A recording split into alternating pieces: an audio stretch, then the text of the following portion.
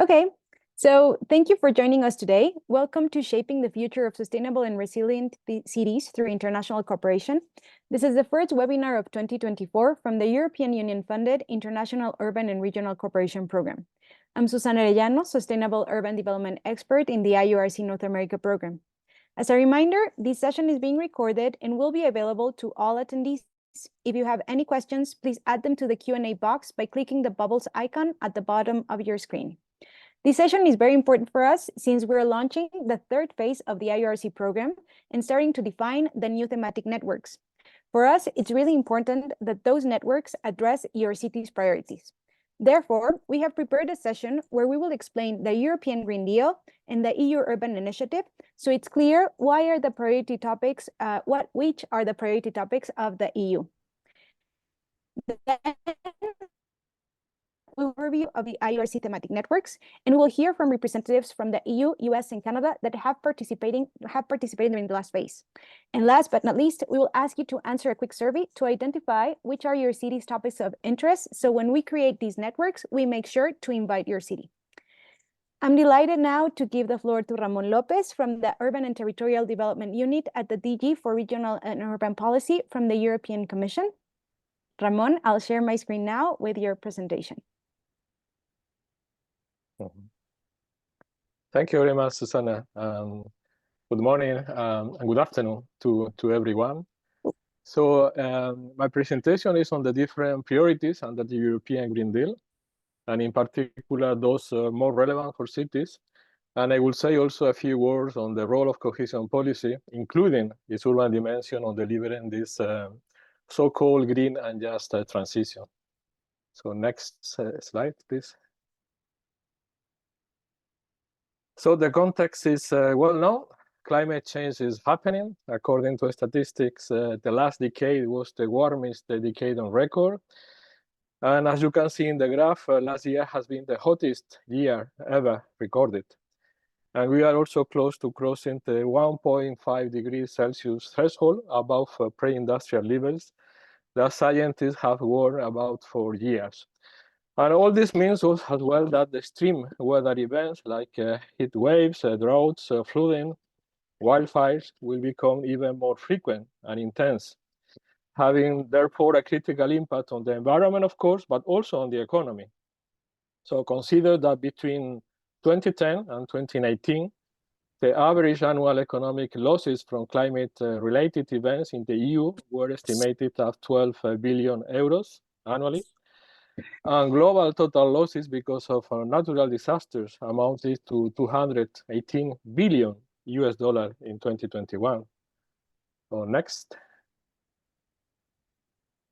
So the EU response to overcome these challenges, to overcome the climate crisis, is the EU Green Deal, launched in 2019, which is a new growth strategy that will transform the Union, the European Union, into a modern, resource-efficient and competitive economy, where there will be no net emissions of greenhouse gases by 2050.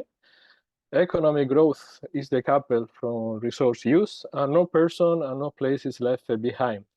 So it is important also to remind here that the EU Green Deal has a quite strong social dimension. And it has been often mentioned the transition will happen in a fair way, or it will not happen.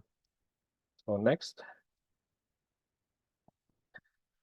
So the European Commission has already adopted a set of proposals to make the main EU's policies fit for reducing net greenhouse gas emissions by at least 55% by 2030.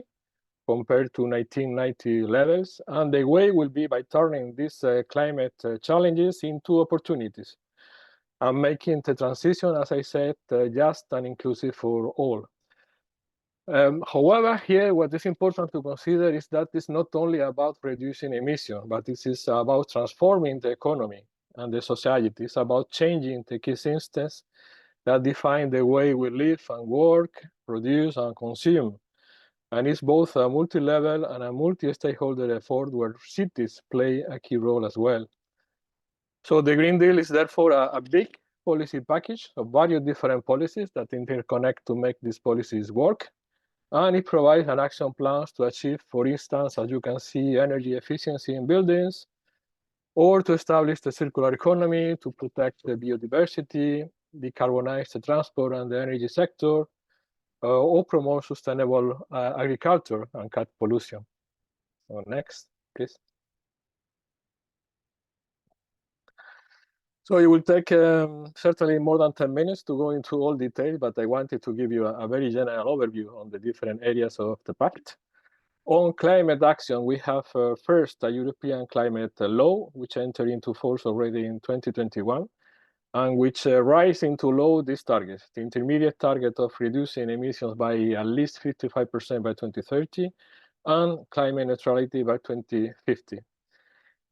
In fact, current situation is that emissions have already fallen by 30% compared to 1990, while the economy has grown in the EU by around 60% in the same period. So we are decoupling growth from emissions. Second, we have the European Climate Pact, which is an EU-wide initiative to engage citizens, organizations in climate action. And third, the so-called Fit for 55 package, which is a legislative package that has revised all relevant laws to align them with this target of 55% reduction by 2030. And actually, it's now fully adopted this package since last October.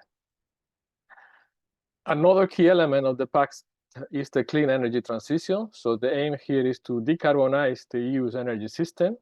And for that, the three main principles are to prioritize energy efficiency and renewable energies, to have a secure and affordable EU energy supply, and a fully integrated and interconnected EU energy market.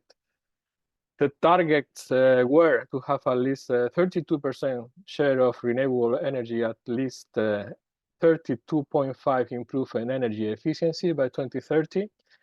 And these targets have been actually recently upgraded, and the binding renewable energy target for 2030 is now at a minimum of 42.5%, which in practice will almost double the existing share of renewable energy in the EU. So very, very ambitious targets. Next.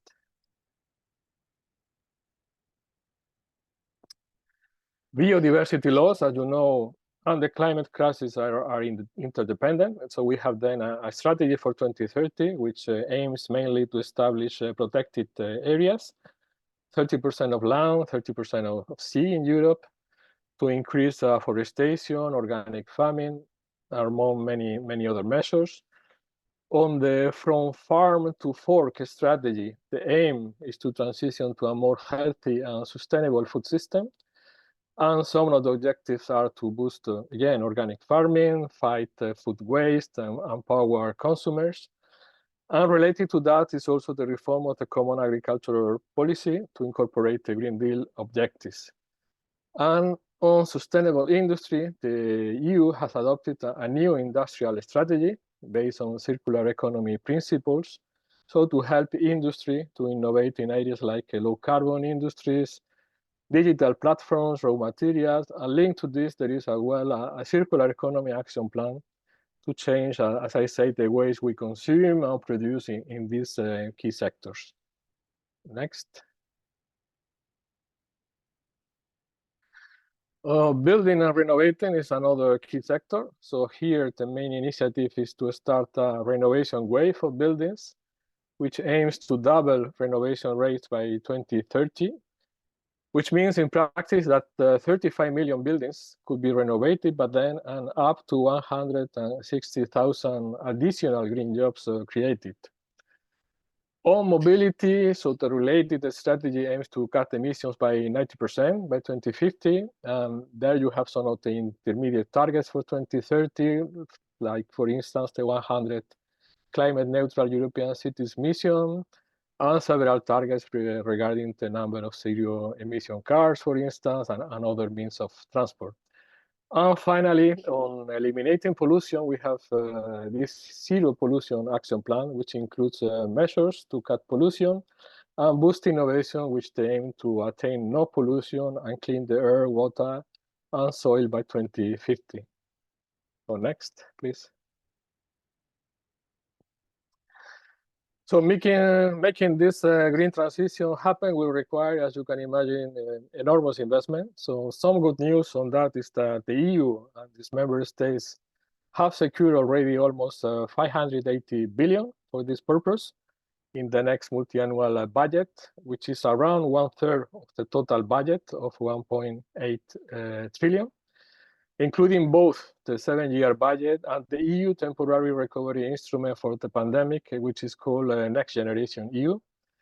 And the money will be distributed through several funds, including the Recovery and Resilience Facility of Next Generation. And among the key European policies, the most important contribution will come from cohesion policy through investment for almost 92 billion. Next. So cohesion policy accounts for about 1/3 of the European budget and is supporting the Green Deal in different ways. First of all, one of the 5 cohesion policy objectives in the current period is entirely dedicated to a green and low carbon Europe, with an obligation for countries and regions to devote at least 30% of what they receive from the European Regional Development Fund and at least 37% of the cohesion fund, which are the 2 main funds of cohesion policy, to Green Deal priorities. So that means almost 92 billion to be invested in areas like energy, climate change, adaptation and mitigation, or sustainable urban mobility. Cohesion policy will invest as well about 73 billion for research and innovation, including climate-related research. And last but not least, the new Just Transition Fund will mobilize around 20 billion to help the regions relying on fossil fuels and high-emission industries. So those regions most affected by the transition, so that no region is left behind. And something that I wanted to highlight is, yeah, it's all right to have clear targets, to have laws, to have funding, but it's much more difficult to implement them. That is where the hard work starts. And here is where EU cohesion policy can make a difference, because cohesion policy is implemented through a multi-level governance and partnership methods, which brings together local and regional authorities, citizens, businesses, offering a place-based approach tailored to reality on the ground. And this is precisely what is needed to achieve the green transition. So to mobilize a broad range of actors on the ground, to involve local authorities, local stakeholders, as well as citizens in the planning and implementation processes. Next. Integral to delivering this policy framework is the European Urban Initiative, dedicated to supporting innovative pilot projects and capacity building actions. So the aim is to empower local authorities to experiment, to give them tools to learn and connect them, as we do actually as well under IURC, under the innovative actions, because to make a success of this green transition, we must as well innovate, experiment with new approaches. So under the innovative actions, the last call included 2 themes relevant for the Green Deal, greening cities and sustainable tourism. And new calls are expected this year and next year. And the other component of the European Urban Initiative, as I said, is capacity building and knowledge sharing, because we know that we need to work together more and better to continue to adapt, change, and improve by learning from each other. And next and final slide.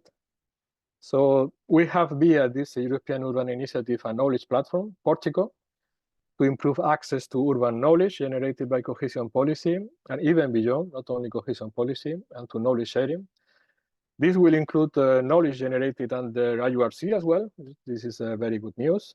So I would just would like to invite you to consult Portico, and there you can find a lot of material to improve your knowledge, build your skills. You can find case studies of tested policy solutions, and get the full picture of your initiative working on urban matters, to know how to participate in different events and activities and so on.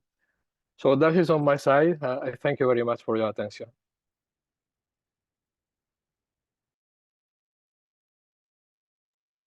I was muted. Thank you so much, Ramon, for that presentation. You gave a great overview of what the EU priorities are.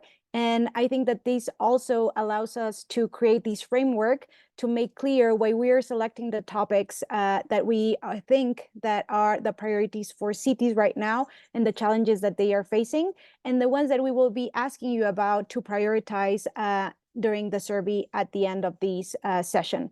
And I also wanted to mention, thank you, Ramon, for including Portico. That's very important for us. Sandra Marin, who I just saw that she joined the session, made sure that before IURC CCS ended last year, all of the information was put on Portico. And as we move forward with this third phase of IURC, we will continue. So if you are participating in these thematic networks, there will be an opportunity to put up there your best practices and case studies so that we can share your knowledge with the to the whole world. So anyone can connect from anywhere and look at what other cities are doing. And now, David and I will explain you a little bit of what the thematic networks are. I know that some of the people that are connected today have already joined, but for those that are not, we would want to give you an overview of what activities are within those thematic networks. So I'm going to share my screen.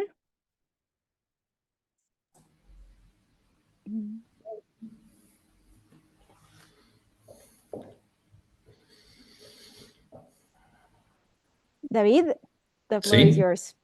Okay, thank you very much. Morning and afternoon to everyone up here. We have a huge crowd and I'm loving it. Welcome everybody.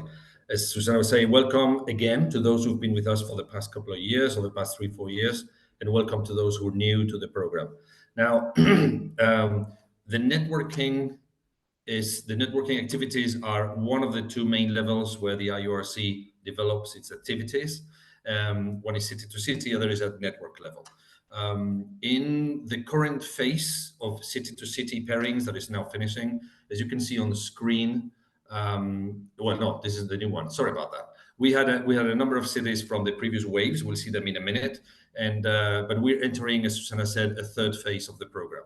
So we have a batch of 8 new city pairings, and we're really proud to make them public today. They've already know we've been pestering them with partnership agreements, with things, and now they're ready to get started working. But this on the screen are the cities that are become fresh new members of the city-to-city community of the IURC. So I want to welcome to all of you. I know you're all connected today, and I hope you have a great ride. The main thing that we want to cover today is that these cities on your screen are not going to be just working together on a one-to-one basis, but just like we did before, and even more intensely on this new phase, you're going to be part of a much wider community that's built with the cities that were previously working in city pairing. So Susanna, there you go. If you can see the next one, things begin to get more crowded.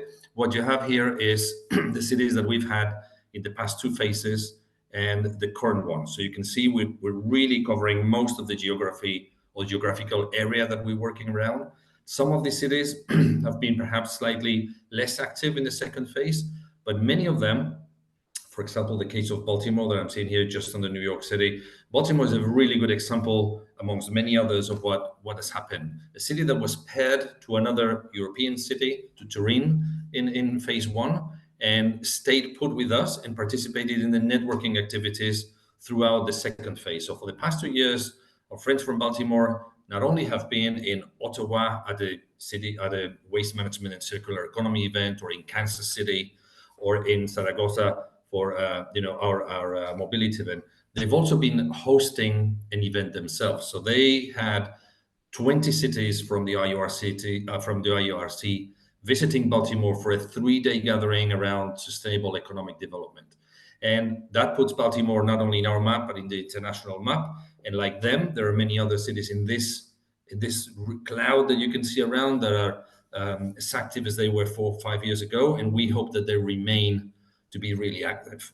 So this goes beyond. I'm not going to bore you with yet another map where you will have some Latin American cities that come to our events or where we go, but also this needs to be enriched with new cities, with your city. We have like 70 people registered today, and I hope that some of them will be willing to join us. Now, today, what we want to do is two things from now on. Is first to hear perhaps a very short testimony of cities that have already been enjoying this kind of activity. But very briefly after that, we want to start an interactive activity with you today, where we'd like to hear what your main challenges are, what would be your prioritized topics for us to build a network around. So you say, listen, I would like to really be part of a network on sustainable urban mobility. We'd like to hear from you. We'd like to hear about everything. And we're going to give you options that are very much aligned to the policies of the European Union that we heard from Ramon. And we're also going to be aligned with our previous experiences in networks. So please stay put until the end. Let us know what you feel, what you think. Ask questions to the people from Northern Virginia region, Ottawa, Zaragoza, that are with us today, about what their experience was like. And let's get started and include you in this map, okay? So Susana, if you can tell us what this networking is more about, yeah? Yes. And so some of the people have asked me when I mentioned that they should join the network, what are these networks about? And these networks are bringing together the cities, as you saw in our map, not only those that have participated in IURC in a city pairing, but also those that want to join the network and be connected with these other cities. I'm really happy to see that we have also some cities from Latin America who were either in previous parts of IURC or that are completely new to the program. And during these sessions or activities that we do within the thematic networks, you have the opportunity to share great ideas, best practices, case studies, and new policy frameworks. And we have different types. Oh, sorry. And the topics may include circular economy, energy efficiency, sustainable mobility and transport, nature-based solutions, and many other you will see now in our list of priorities, but that also, as David mentioned, align very well with the priorities of the EU. The two types of activities that we have within our thematic networks are, first, we have webinars. And these are sessions that last between 1 and 1.5 hours, where an expert guides us through the main best practices and also facilitates a conversations among cities, sharing their experiences and knowledge. And the other one are thematic networking events. These are in person. So these will take place either in the EU, in the US, or in Canada, and are 2 to 3 day events where delegates from different cities can meet in person, ask questions on the topic. We will have their experts on that specific topic. We will share case studies, and most importantly, we will actually experience solutions. So one of the things that we've seen are the most successful is taking the delegates into field visits so that they can experience firsthand these solutions. And now I would like to invite the delegates from Zaragoza, Ottawa, and Northern Virginia to share their experiences as participating in the thematic networks. I would like to start with Fernando from Zaragoza. And they actually not only participated in several events, but they actually hosted our Sustainable Mobility and Transport event during the last phase of IURC. So Fernando. Hello, can you hear me? Yes, we can hear you. Okay, we are going to share the presentation. Just a moment.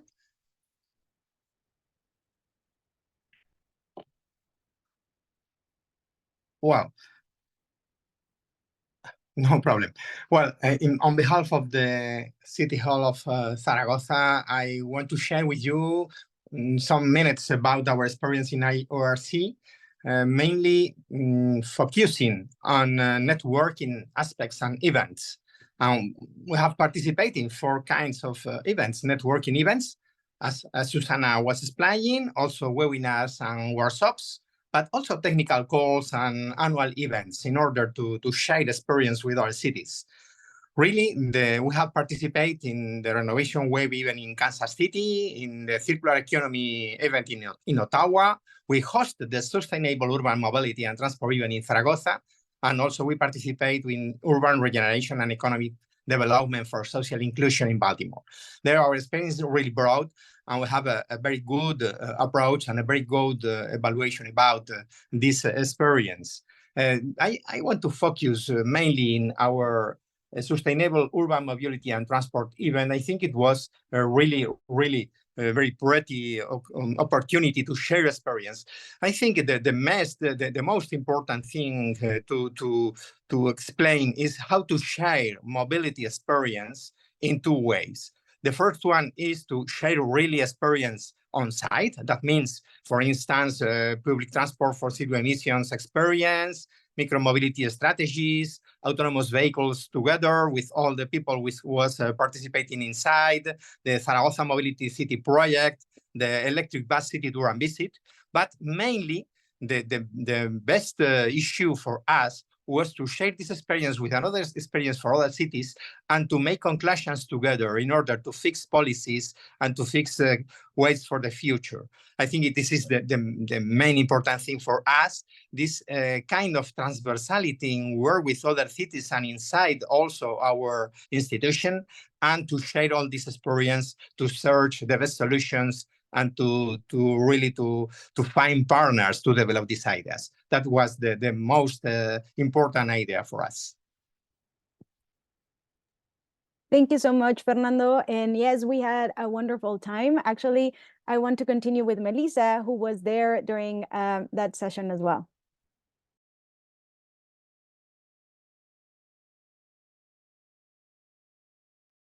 I'm unmuted now, sorry.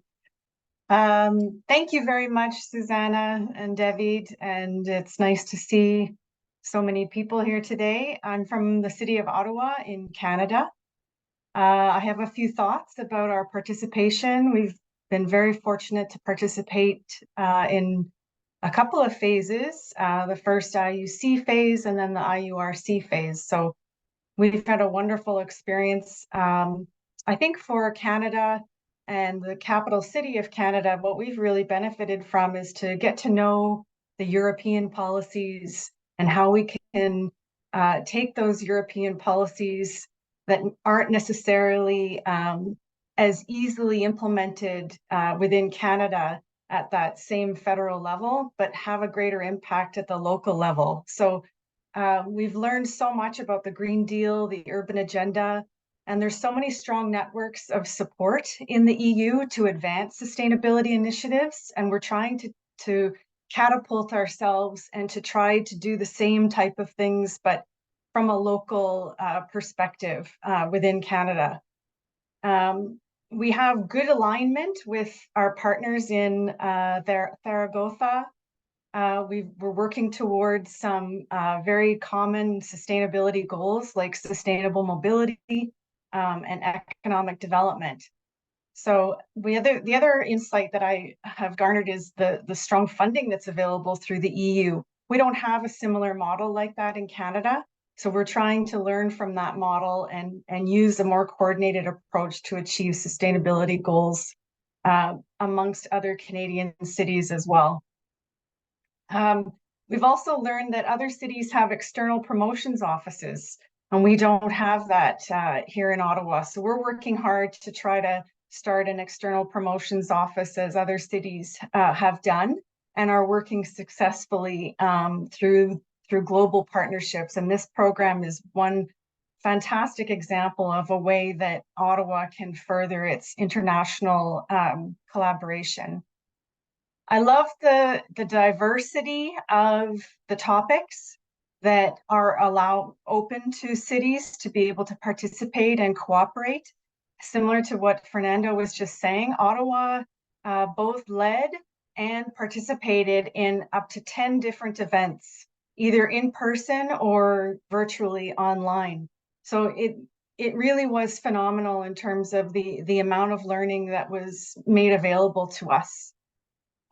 We've been exposed to so many different projects and solutions that are transferable to other cities related to sustainable urban development. So from social housing, retrofits, urban mobility, the electric bus program that we're promoting in Ottawa, energy efficiency, economic development models, and sustainability in tourism. Those are some of the topics that we've been primarily looking at. So for cities that haven't participated, please take advantage of this program. and the networks that it affords you, and look for opportunities to bring innovative ideas to your own city. I think the IURC opens the doors, but it's up to each city to use it to further their own needs. And just keep asking questions, go in search of furthering your knowledge, and you'll find what we've like to call it like a garden of opportunities right there at your fingertips. So that's all I have to say. Thank you. Thank you so much, Melissa. I think that's great advice. And I just want to add to that, for those cities that are in a city pairing right now, I want to reiterate that it's not only about the main group that's participating in IURC, but you should extend the invitation to participate in our networks to other delegates or other representatives from your city. And so when we go into the exercise, we will also allow you to share it with them in case they want to add some other topics and they want to participate. Because as Melissa said, you should make the most out of this network and out of the opportunities that we will be offering throughout the next 2 years. David, I think you want to say something. I just want to thank Melissa from Ottawa and Fernando from Zaragoza. We'll hear from Robert now, but honestly, you've been around for 2 phases of the program in city to city, in networking, and it's great that you're so enthusiastic. You're our best ambassadors, but really that you got the cities to make the most of this, and that's what we're here for. So thank you for sharing that. That's all I want to say, and yeah. Let everybody know that this is what we like to do. Please jump on board. Yeah. So no, sorry. Go ahead. And Robert, I would like to give the floor to you. Good morning, good afternoon, everybody, and thank you to Susanna and David for allowing me a few minutes of everyone's time.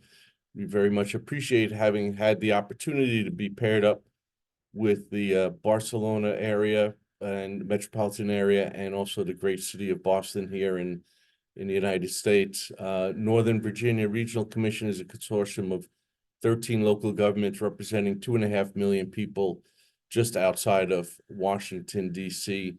And I don't want to repeat what Melissa said. Everything that we had the opportunity to learn from our partners, whether it's heat mapping, sustainable transportation, the renovation wave, is invaluable to us. Participated in a number of in-person events. One of the most interesting was in the Kansas City metropolitan area on the renovation wave subject matter. It was really fascinating to participate, and we were able to take 1 or 2 things that they were doing and try to implement them here in the Northern Virginia region, working with a number of different partners. For those of you who are new to this, please participate. Please take advantage of the website and look at all the case studies that have been put online. I'm repeating myself. I know Susanna and David have heard me say this. None of us as smart as all of us, and there's a lot of great work being done around the globe in terms of this type of work and sustainability. We've been very fortunate.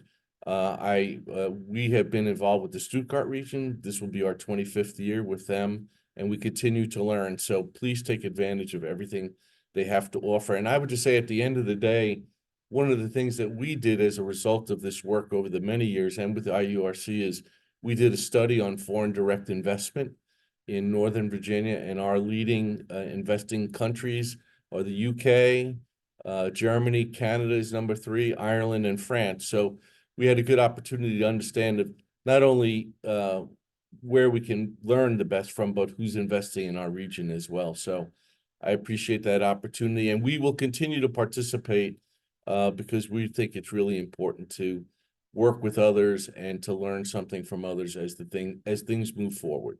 So thank you. Thank you, Robert. And I love that you mentioned that you will keep on being in the network, because that's what this is about. So you will be able to work with Robert from the Northern Virginia Regional Commission, with Fernando from Zaragoza, and with Melissa from Ottawa within the networks. And I would like to continue now with our interactive exercise. I don't know, David, if you wanted to add something before that. No, this is really, honestly, I know that it looks like it's for a benefit, but it is, in the sense that we're obviously going to ask you to provide us information, but it is coming back to you, in the sense that one of the keys to success of the networking activities is to make them really relevant in terms of what they are about. So it's not that we've heard obviously about the European Union priorities and policies, but they're very wide, they're very big. We need to hear from you about specific topics, about soft things, about challenges that you're really working around, and where you wish to work with other people, to learn from other people, or to share the solutions that you're trying, perhaps improve them or whatever. So this asking you now, as Susana is going to do about what you feel is the way ahead, is going to be very valuable for us, and we're going to replicate it back to you, because it's going to be the foundation of what we're going to be offering you over the next 2 years. So it's a really important day, and all I'm saying is please get into it and let us know what you wish to see in networking for the next 2 years. That's all. So Susana, please go ahead. I'll actually fill it myself and see how it goes. Thank you, David. And I also see that Patricia Mariani has her hand raised up. Please let us know in the chat if you would like to pose your question live, and we can give you the option to speak. Oh, she lowered her hand, so maybe not. But we will have also an opportunity for questions at the end. Also, feel free to add them at the bottom of your screen in the bubbles where it says Q&A, and we will be either answering them in writing or live. And so now we want to continue asking you, what really are your priority topics? What would you like to see in these thematic networks? And to do that, we have prepared this survey. You can either scan the QR code with your phone and start answering the survey, or you can also, you'll have right now in the chat the link so that you can access it from your browser. And once you open that survey, you will see the following questions. So the first one is which city you represent, which I think it's pretty straightforward. The next one will be, what is the most pressing challenge in your city or region? And that will allow us to start understanding what's your kind of main area of interest. We ask you to kind of balance between making something general, so just don't tell us climate adaptation, because then there are many topics within that, but go a little bit further in based on what we have been hearing from other topics mentioned from first Ramon, and then that I gave you some examples. And once you enter that one, I think it will become easier to go into the next question and start thinking of which networks you would like to join. We have structured them in this way. These might vary based on your answers, but we have, of course, circular economy and waste management. Then within nature-based solutions, greening, so these green corridors that we have been hearing about a lot, water management, urban agriculture, and of course, food policy, which was great also to hear Ramon talking about that. Renovation wave, which Robert mentioned. And then one of the topics that we keep hearing in this new phase of IURC is around urban planning. So you have been talking about how to improve or how you're working right now on new strategic plans, urban regeneration projects, and public spaces. And also we've heard a lot about how you are rethinking how we're planning cities and how to make these new focus and these new transformation kind of transversal through departments. So your urban planning department is probably shifting, and that's something that we also would like cities to talk about. Sustainable mobility and transport, which I think it's also very clear. Housing and social cohesion. We've heard also from some cities that they do want to talk about mobility, but in relation to housing, how they want to talk about how you're placing these new corridors of transport in disadvantaged communities. And so we're thinking how to combine those different topics. And last but not least, innovative strategies for economic development. And as David mentioned, we had this event in Baltimore in which many cities talked about this topic. We saw how regeneration in downtown area of Baltimore is happening. And we're giving you the opportunity to add any others that we didn't think about so that we can also figure out how to include them within the network. And this is the last question. So you see, it's a very short survey. It shouldn't take that much time. What projects or best practices from your city region would you like to share with others? And this one is really important for us because when we are doing these thematic networks, it's not only about you just coming and seeing what others are doing, but we want you to share also what you're doing right. And so if you fill this in, it's easier for us to be like, oh, we see that Ottawa is doing amazing on these topics. So why don't we invite them to present during this event or webinar? And that would be it in terms of the presentation. But what I would like to share now is to start looking at your answers so that we can have kind of a broad idea during the session of what are or which are your priority topics. So we will be refreshing these and, ooh, interesting. These are very balanced, David. I think that this is going to be tough. My God, we cannot have so many networks in parallel. We're actually, I don't think we mentioned this. We're typically running an average. We did 4 different topics mostly in this past session. I think that's going to be our target, really. Of course, if there's, we could do a one-off session or 2 virtual on a specific topic of interest that rises as we move along. But ideally, for the next 2 years, we'd like to, if we wanted to get some decent technical output of value to you all, then perhaps we need to restrict it to the 3 or maybe 4 more popular or more important to a greater number of cities. So, and it looks very balanced. So if you can start being biased yourselves, that'd be great. Obviously, if all of them are of interest, that's fine. But if we would like you to say this one or these 2 are specifically, a priority for us now, because that will help us have a clearer view of things. And if you start refreshing, if you do it, obviously you'll have more time than just today to fill it. If you don't have time now or you don't feel like it, then fine. We have still, I think, Susanna, another couple of days until the end of the week. This will be open. Yes, until Friday, we will have the survey open. Also, because we want you to share these with colleagues. It's possible that you couldn't have someone from mobility join this webinar, but we're also interested in having them participate in the network. So if you want to share it, we would be very happy to check their answers as well. And, oh, Jacinth, I love that you're here. Jacinth is our IURC circular economy expert. And she's mentioning you can fold in the renovation wave and energy efficiency in buildings in the circular economy waste management. That's exciting. That's an exciting combination, Jacinth. Thank you for mentioning that. So we see that we have about 20 answers and it's really balanced. We thought that it was going to be very easy to see which one was kind of the most important one. But we want to also see if you have any questions about the thematic networks before we finish this session, or if you would like to share also your experience participating during previous phases of IURC within these networks.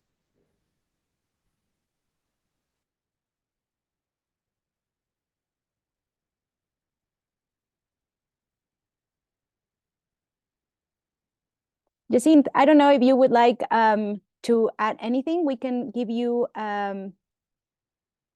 if you can allow your microphone. Give me 1 second.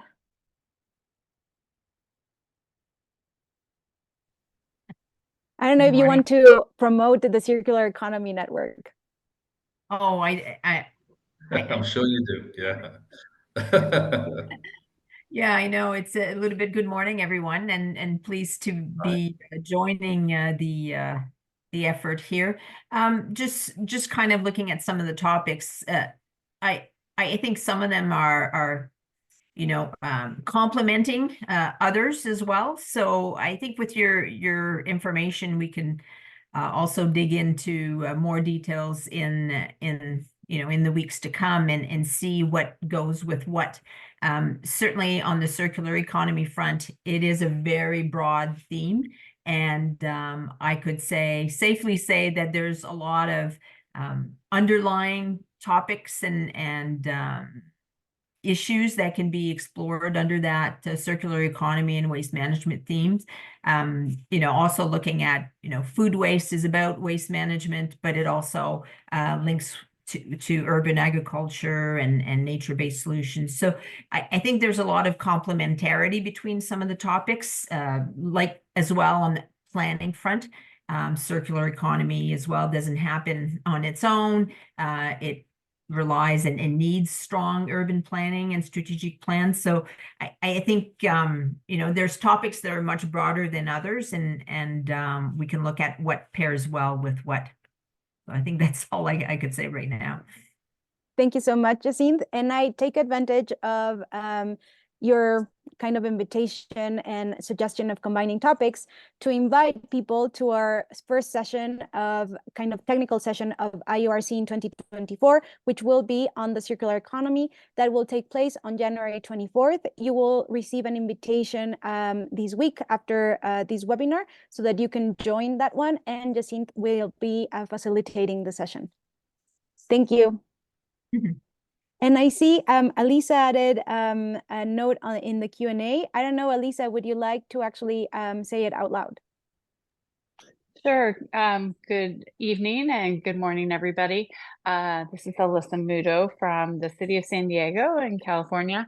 One of the things that I felt was very helpful in the last IURC, it really came out in the last program, and it was interesting to see the development from the program 2 that we were in to, or the first one to the second one, is that decarbonization or the renovation wave really was a strong area of idea sharing and problem solving. The techniques and tactics that are used in Europe are very different than what is used in North America. And I think that was where we could really see some innovative conversation and examples on our tour of Kansas City, and then the conversations that I think Dortmund brought to the conversation as well. So I would recommend continuing to have that conversation around energy efficiency and that transitional fuels in our buildings for decarbonization.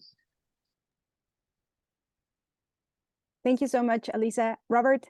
I'm going to second that motion. I mean, half the greenhouse gases in Northern Virginia are produced by buildings. So anything that we can do to help folks who can't afford solar, et cetera, and reduce their carbon footprint is really key to our region. And I would probably think for most cities, countries, et cetera, across the globe. Thank you, Robert. Ooh, it keeps on shifting. But I think that we are seeing a trend here in which sustainable mobility and transport is at the top. And I think that that's happened for the past 2 phases of IURC. And the next one is what I was saying, that there is a renewed interest in thinking about urban planning. Totally. Susanna, have you seen that? We've seen that a lot across the board. It wasn't really something that we saw in the IUC or IURC, where we had this pre and during COVID situation, but now you have a lot of cities that are rethinking a lot the way they're planning for sustainable urban development, the way they want to reorganize their thinking and they're elaborating their strategies, how the more integrated or a holistic approach to the city is changing the ways about it and how they use data for that and the citizen involvement. So all that is something that we've seen a lot in the new applications and the new participants, and this is confirming that, which could be really exciting because we didn't have that as a network before, and I think it's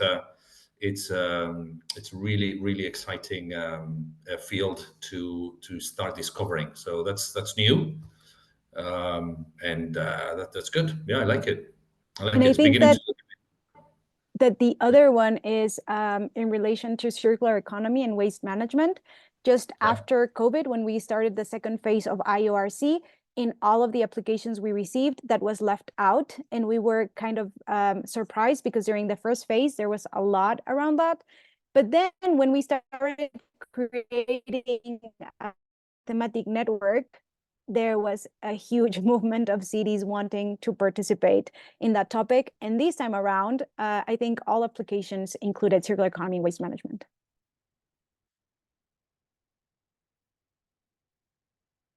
Oh, I see, Elisa. Why don't you just say it out loud, Elisa? We love hearing you. You're so funny. Yes, so I'm really excited to see urban planning pop back up. Again, this is one that maybe inversely, the first program that we were in, where we were paired with Strasbourg, it was one of our priorities as a city. And it didn't really manifest in the second program that we did with Madrid just last year, in terms of subject areas that we were thinking that we would focus on or could focus on. Though I say that, and it definitely was a thread in every single webinar and topical visit, as well as our learning exchange, because with every single tactical implementation, we really create plans and policies to support that and to get our elected officials and the public involved. So I'm really excited to see urban planning and the plans and policies back on this list. Thank you, Elisa. And I see that Lucina has her hand raised. Would you like to speak? Hello, I'm Lucina Gravier from the Auvergne-Rhône-Alpes region in France, which is the second largest region in our country, and the first industrial region of France in terms of jobs, which means that there are lots of different types of industries, not necessarily heavy industries, very diversified. But they are responsible for the carbon footprint, and we are very conscious of that. And our regional government would like to reduce these factors by diverse policies that we develop. One of them being the Zero Emission Valley, which is supposed to reduce the carbon footprint in this most industrialized part of our region. So we are working a lot on the hydrogen use, and mostly in the mobility and transportation sectors. And we are going more and more toward this objective, which is very important for us. So to us, we are newcomers here. We haven't participated to the program yet with North America, but we have a very successful experience with IURC Europe Japan. In the last year, we had lots of exchanges with Japan. Among others on this subject of renewable energies, climate change, mobility, transportation, hydrogen, and so on. So we would be very interested in joining this network and sharing our experiences, but also benefit from other partners of the program. We would be delighted to do so. Thank you very much. Thank you so much, Lucina, and welcome to the networks. That was definitely a topic that we heard during our Sustainable Mobility and Transport in-person event in Zaragoza. I think we talked a lot about what different cities were doing in terms of new fuels and transitioning into these other alternatives. So I think that's probably going to come up again. And so I just want to say thank you for joining the session, and thank you for joining the networks now. And I see another question from Marta Marelo. Would you like actually to ask your question live and we can answer it? Let us give you the ability to speak.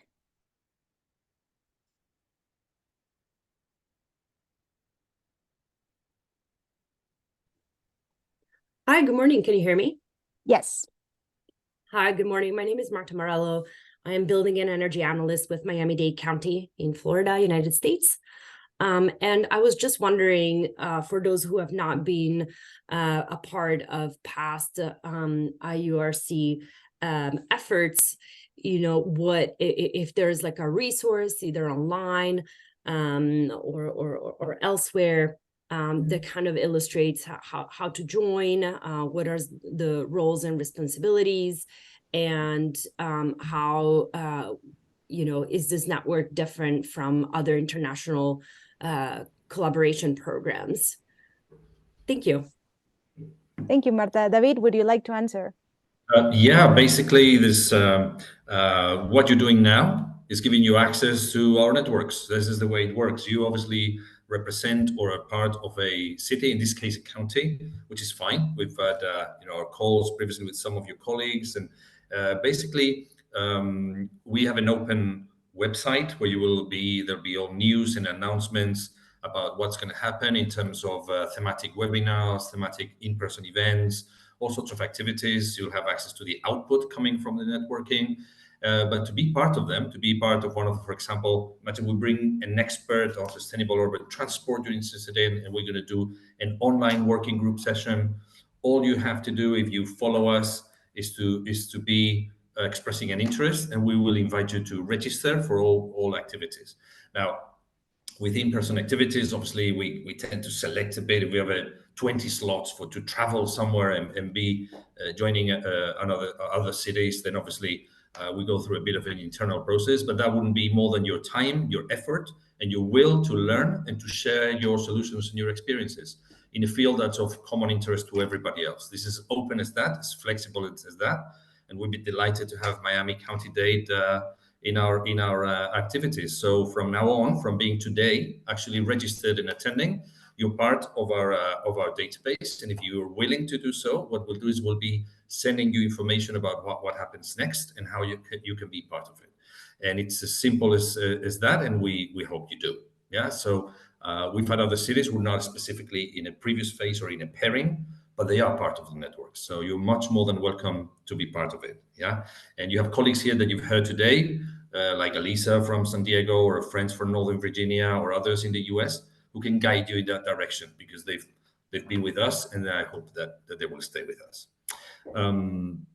Anyway, I think we've come to the end of our hour. Susana, if I got it right, I don't know, Ramon, if you want to say a final word, having heard all the impressions from our friends, all the attendees in the different cities and regions. If you want to say something to close this, but we're really about to go and to use all the information we got and turn it into hopefully something valuable for you. Ramon, you want to say something to say goodbye for now? Yeah, thank you, David. No, thank you very everyone to joining for your answers.